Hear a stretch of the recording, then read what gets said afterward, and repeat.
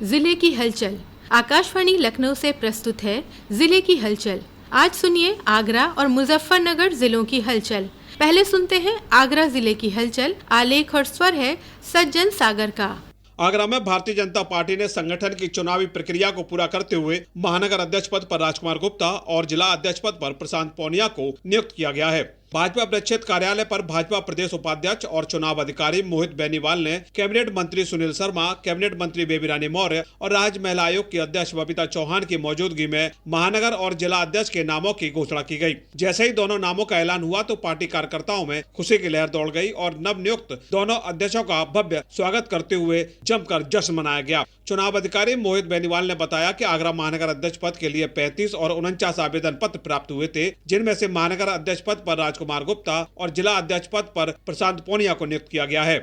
नवनियुक्त महानगर अध्यक्ष राजकुमार गुप्ता ने प्रधानमंत्री नरेंद्र मोदी, गृह मंत्री अमित शाह, राष्ट्रीय अध्यक्ष जेपी नड्डा, मुख्यमंत्री योगी आदित्यनाथ सहित शीर्ष नेतृत्व का आभार व्यक्त करते हुए कहा कि पार्टी ने मुझे जो महत्वपूर्ण जिम्मेदारी दी है उसे ईमानदारी और निष्ठा से निभाऊंगा। वहीं नवनियुक्त जिला अध्यक्ष प्रशांत पौनिया ने कहा कि शीर्ष नेतृत्व ने जो दायित्व मुझे दिया है उसे पूरा करते हुए संगठन को और अधिक मजबूत करने का कार्य करूंगा। राजस्थान की शारीरिक शिक्षा अध्यापक भर्ती परीक्षा 2022 में चयनित अभ्यर्थियों की बीपीएड की फर्जी डिग्री जारी करने के मामले में फंसे जीएस विश्वविद्यालय सिकोवात के कुलाधिपति डॉक्टर सुकेश यादव और कुल सचिव नंदन यादव को बीते दिनों जयपुर पुलिस द्वारा गिरफ्तार किए जाने के मामले पर आगरा में उच्च शिक्षा मंत्री योगेंद्र उपाध्याय ने पत्रकारों से वार्ता करते हुए कहा कि जीएस विश्वविद्यालय में फर्जी बढ़ाकर फर्जी डिग्री बांटी गई है। उन्होंने कहा कि डॉक्टर सुकेश यादव द्वारा आगरा में शुरू की गई अग्रवन हेरिटेज विश्वविद्यालय की भी जाँच कराई जाएगी। जब मालूम पड़ा कि फर्जी डिग्री बांटते हैं तो उत्तर प्रदेश में ईओडब्ल्यू विभाग इसकी जांच कर रहा था, वहीं राजस्थान में एसओजी डिपार्टमेंट जांच कर रहा था। एसओजी को थोड़ा जल्दी कुछ तथ्य मिल गए और उसने उनको गिरफ्तार किया।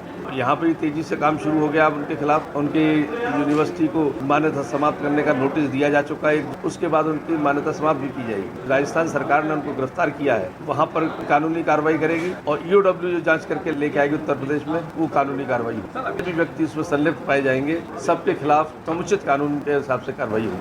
आगरा में औरंगजेब ने छत्रपति शिवाजी महाराज को अपमानित कर जिस कोठी में उन्हें कैद किया गया था, अब उस स्थान पर छत्रपति शिवाजी महाराज का भव्य स्मारक बनेगा। इस बात की जानकारी प्रदेश के उच्च शिक्षा मंत्री योगेंद्र उपाध्याय ने विगत दिनों प्रेस वार्ता कर दी। उन्होंने पत्रकारों से बात करते हुए कहा कि केंद्र और प्रदेश सरकार द्वारा महाराष्ट्र सरकार के सहयोग से कोठी मीना बाजार मैदान स्थित जिस कोठी में औरंगजेब ने छत्रपति शिवाजी महाराज को कैद किया गया था, अब उस स्थान पर 500 करोड़ से अधिक की धनराशि व्यय कर शिवाजी महाराज का भव्य स्मारक तैयार किया जाएगा। शिवाजी महाराज का स्मारक उनके शौर्य साहस का परिचायक होगा। उन्होंने कहा कि यह आने वाली पीढ़ियों के लिए प्रेरणा स्थल बनेगा। स्मारक बनने पर महाराष्ट्र के लोगों के आने से पर्यटन को पंख लगेंगे और युवाओं को रोजगार के अवसर भी मिलेंगे।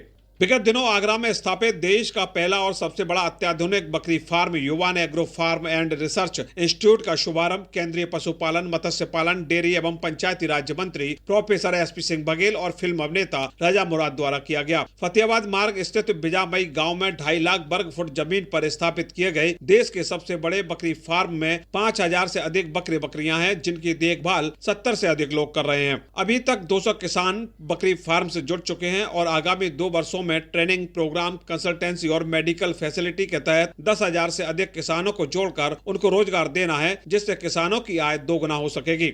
केंद्रीय राज्य मंत्री प्रोफेसर एसपी सिंह बघेल ने कहा कि देश का पहला hi-tech goat farm Yuvan agro farm and research institute Bharat के पशुधन कृषि क्षेत्र में एक नया मील का पत्थर साबित होगा। उन्होंने कहा कि प्रधानमंत्री का सपना है कि किसानों की आय दोगुनी हो, लेकिन यह केवल खेती से नहीं बल्कि विभिन्न प्रकार के पशुपालन भी करने से संभव हो सकेगा और इस कार्य को पूरा करने में बकरी फार्म सहायक होगा।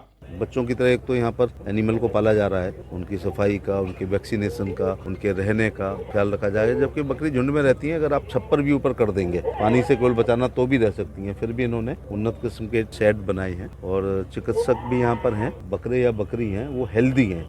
वही युवान एग्रो फार्म के संचालक डीके सिंह ने बताया कि देश का सबसे बड़ा और पहला hi-tech goat farm Yuvan agro farm को स्थापित करने का उद्देश्य वैज्ञानिक बकरी पालन तकनीकी को बढ़ावा देना, नस्ल की गुणवत्ता में सुधार और ग्रामीण उद्यमता का समर्थन करके पशुपालन के क्षेत्र में नई क्रांति लाना है। डीके सिंह ने बताया 5000 गोट्स का एक घर है यहाँ हॉस्पिटल, और इनके देखभाल के साथ साथ हम लोग 70 लोगों की टीम है जो काम करती है, और हम लोग कभी अभी 400 से 500 किसानों से जुड़े हैं और आने वाले 2 से 3 सालों में 5000 किसानों से जुड़ के उनकी आजीविका बढ़ाने का लक्ष्य है।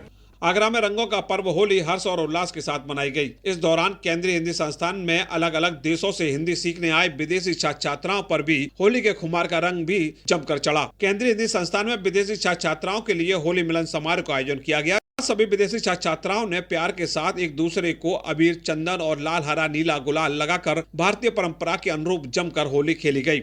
आगरा जिले की हलचल के बाद आइए सुनते हैं मुजफ्फरनगर जिले की हलचल। आलेख और स्वर है रणवीर सिंह सैनी का। मुजफ्फरनगर जिले को इस माह मुख्यमंत्री योगी आदित्यनाथ ने गंगा एक्सप्रेसवे की सौगात दी है।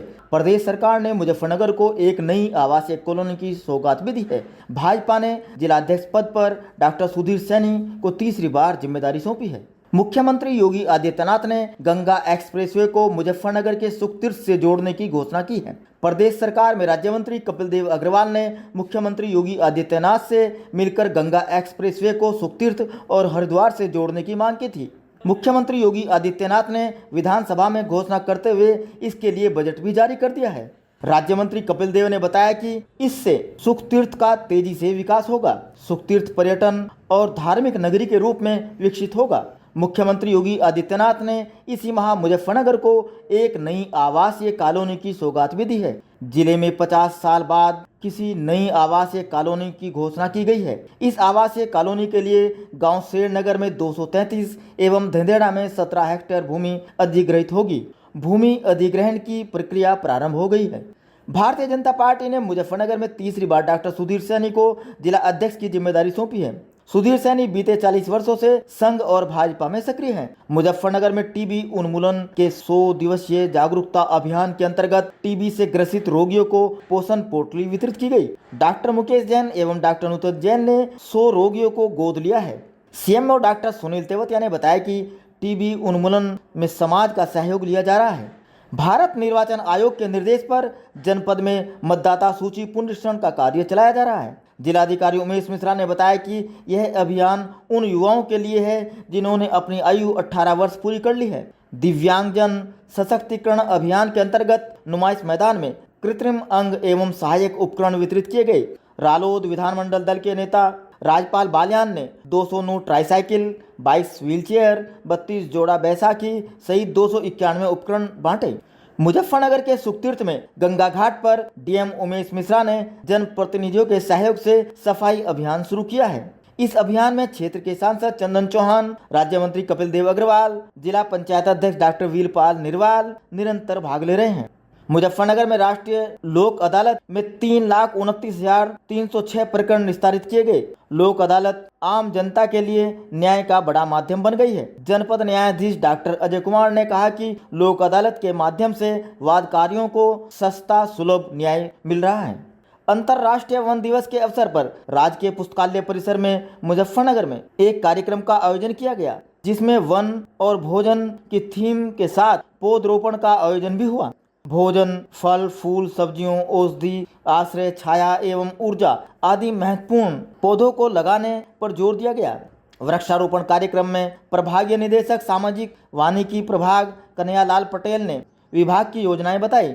यूपी भारत का ग्रोथ इंजन थीम पर जनपद स्तर पर नुमाइश मैदान में 3 दिवसीय मेले का आयोजन किया जाएगा। मुख्य विकास अधिकारी संदीप भाग्या ने बताया कि प्रदेश सरकार के सेवा सुरक्षा सुशासन के 8 वर्ष पूरे होने के उपलक्ष्य में जनपद में 25, 26, 27 मार्च को नुमाइश मैदान में विविध कार्यक्रम आयोजित किए जाएंगे, जिसके अंतर्गत विभिन्न विभागों की प्रदर्शनी, स्टॉल, फूड कोर्ट, रोजगार मेला, आरोग्य मेला, ऋण वितरण, सांस्कृतिक कार्यक्रम आदि का आयोजन होगा। उन्होंने कहा कि 3 दिवसीय कार्यक्रम को अन्नदाता किसान की समृद्धि, महिला सशक्तिकरण, अवसंरचना विकास, युवा एवं रोजगार, हस्तशिल्प एवं ओडीओपी, सुरक्षित उद्यमी समूह, व्यापार तथा अंत्योदय से सर्वोदय आदि थीम पर कार्यक्रम आयोजित होंगे। उन्होंने कहा कि मेले में लाभार्थियों को टूल किट, ऋण वितरण के चेक आदि का वितरण भी जनप्रतिनिधियों के द्वारा किया जाएगा। ये था आकाशवाणी लखनऊ के क्षेत्रीय समाचार एकांश द्वारा प्रस्तुत जिले की हलचल का आज का अंक।